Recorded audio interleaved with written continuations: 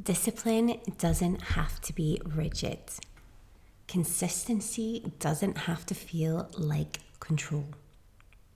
There is a softer way to sculpt your dream body, and it starts with the rituals that regulate your nervous system, that honor your body's wisdom and support you in feeling safe, light, and strong.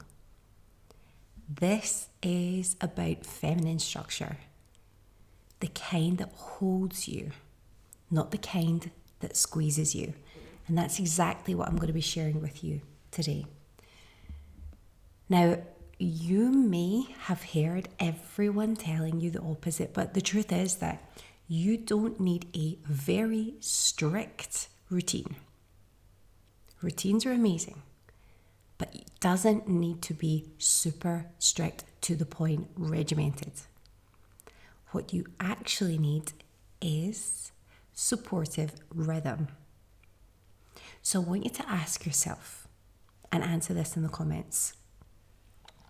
What rituals, not routines, what rituals would your dream body version of you love to wake up to? So I just want you to think about that for a moment. You're waking up in the morning. You've had a restful night's sleep. What rhythms, what rituals would support you first thing in the morning?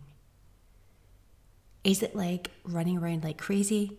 Is it quickly doing this, and this, and this? Or is it waking up, giving yourself enough time, space, like I did this morning? I woke up earlier than I probably needed, a bit more sleep, but I wanted to wake up. I wanted to wash my hair, have a shower. I've had some things on my mind. I wanted to let that all go. I wanted to start the day fresh, feeling clean, feeling almost like that I've had that restorative, when you're in the shower and you can just let everything go. You can just let the water just cleanse your body and your energy. I needed that this morning. And that was a ritual that helped my dream body version of me to actually relax, to feel fresh, to feel good, to feel positive. So I want you to ask yourself, what rituals, now it doesn't need to be anything to do with becoming your skinny, perfect dream body version, but I want you to think, what would support you to be able to do all the things that make you feel your best? What rituals? Like right now, I'm recording this podcast. It's early in the morning. I've done all of that. I'm ready. I've got a comfortable kind of like loungewear set on. I'm wearing some nice soft leggings. I'm wearing like a nice cozy cashmere cardi. I'm trying to care for my body in a way that's flexible enough for me to play with my children later. I'm taking this time for me this morning to get my big task out of the way. And I'm sitting here with a hot water, not a coffee, not like some sugary electrolytes thing. I've had a sip of my electrolytes, not like those crazy, like sugary things. I just came down, I got organized. I've got my I've got my hot water. I have that first thing in the morning. It helps me to feel nourished. It helps me to feel comforted. This is a habit to me that feels nourishing, not punishing. I've not thought once about step count, about going to do some workout, to do anything. No, I'm like, I get my 10,000 steps like I've spoken about. Later on, I'll take some time on the static bike. I will maybe be on the walk pad when I'm doing some work. At the desk, the standing desk, I will do these things later, incorporate that movement into part of my day. But what rituals do I do on a daily basis that support me? I know for sure that this morning, me waking up, not having a shower, running down to do some HIIT workout or some crazy workout is going to be punishing me. That's not what I needed. So some examples for you. Let me know what's yours. What's your ritual that helps you feel comforted or that you think you could implement that would really help you. So examples, you could wake up and take some lemon water, some sunlight, walking or stretching before checking your phone. I haven't even looked at my phone yet. Herbal teas instead of late night snacking. And trust me, when it's coming up for that time of the month, I get it. You want to snack. You really want to, but like, even if it's that normal tea with the nice milk that you like, use that, okay, instead of that late night sugary stuff that's going to make you feel so bad the next day. Okay, tracking progress as a devotion, not an obsession. It's like, I still woke up, I still stepped on the scales, I still tracked my weight, I still took account of that. Structure becomes sustainable when it's built from self-respect, not self-rejection. You're not punishing yourself, you're not hating yourself. You've done enough in life. You're more than you could ever be. Stop being so tough on yourself. This is time now for you to actually love yourself and be kind to yourself. And when you start to love yourself and be kind to yourself like you are to every other person in humanity, then you're going to see the results that you deserve. So what I want to move on to, and this is really important if you're anything like me, I want to put your nervous system before your nutrition or any element of fitness that you do. Because if your body doesn't feel safe, it just won't release weight. It doesn't matter how healthy you eat. I want you to create daily rituals that tell your body, we're safe, we're supported, it's okay, just let go. And that can be really hard if you're going through some things in life, if you've had previous traumas, if you're just trying your best to keep it all together. It can be really hard. But here's some tips for you, okay? So if you're feeling like your nervous system needs some regulation, then before you even sit down at a healthy meal or whatever, you need to take 5 deep belly breaths before your meals. So really breathing, holding that breath, really using the power of your breath work. Do some research into that if that's interesting for you. And then out. The breath is so powerful. Harness that breath. If you catch yourself spiraling, like put your hand on your heart. Just say, I'm safe. I am loved. Go for a slow walk or a bath after a long day. And start to act more intuitively, not aggressively. Okay, you need this now. But these small rituals will actually regulate your nervous system, and regulation equals transformation, especially if you're looking to release excess weight, because you can't do that if you're tired, you're stressed. Your body will hold on to every ounce of excess fat it can because it believes that you need it. There's something scary happening and it wants to protect you, and your body knows that you need to carry a little bit of extra energy in case something goes wrong. So you need to train your body to understand, actually, things are safe, things are good, I am safe. Yes, there might be something going on in my life. Yes, this might be happening in the background, but actually overall we're really safe. Let your body know that, and always, if you can, you need to get your adequate sleep in.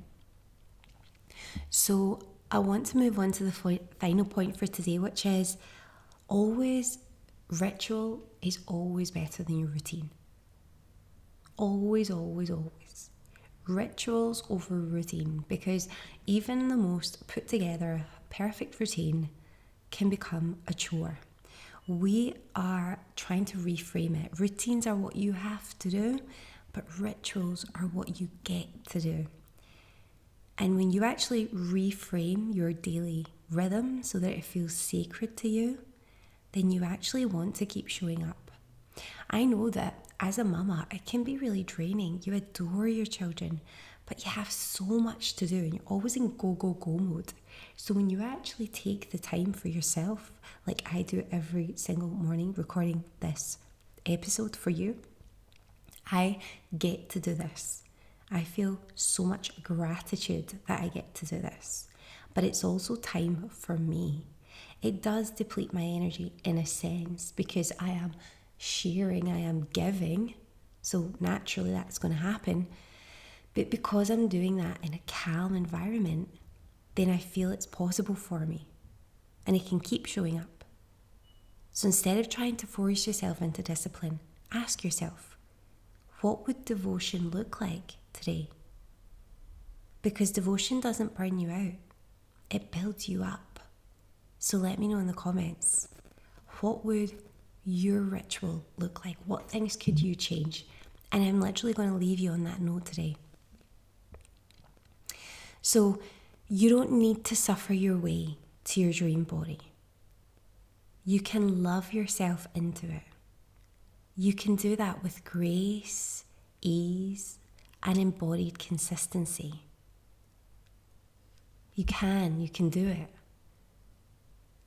Having your dream body is never going to work out if you had to suffer to get to it. Maybe in the early stages you felt like you were suffering, but it needs to start to feel like a joy, like a blessing. And that will happen in time if you are doing the right things, if you are loving yourself into it, if you are understanding that this is a journey.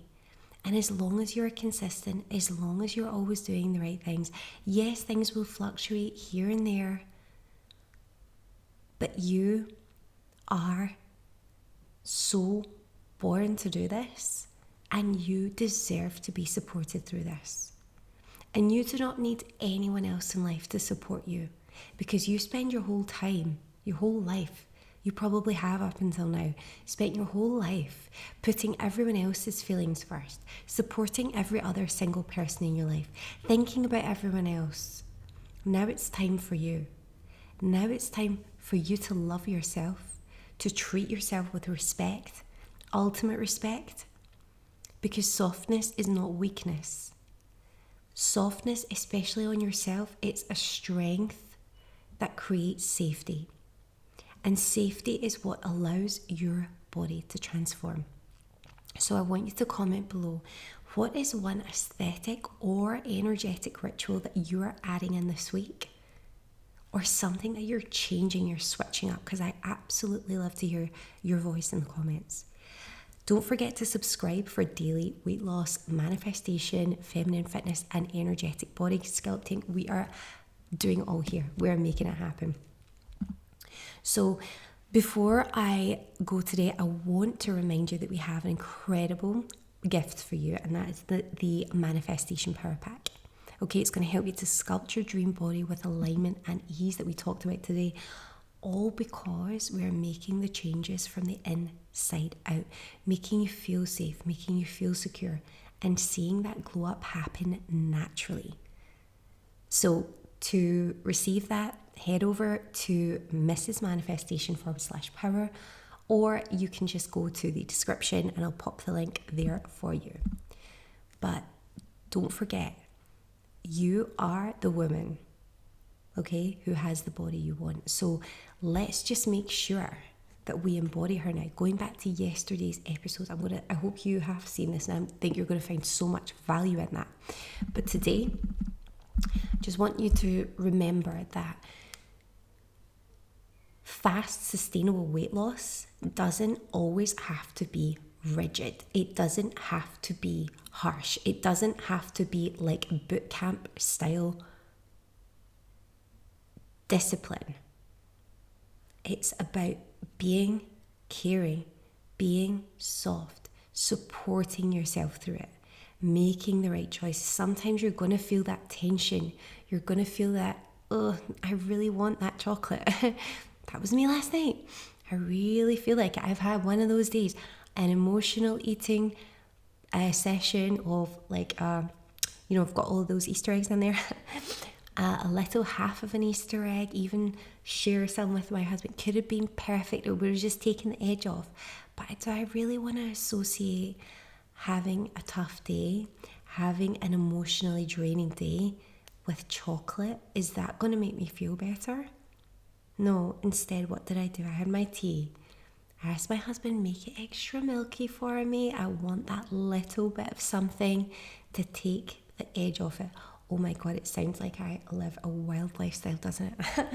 But seriously, it's about just softening it, but still being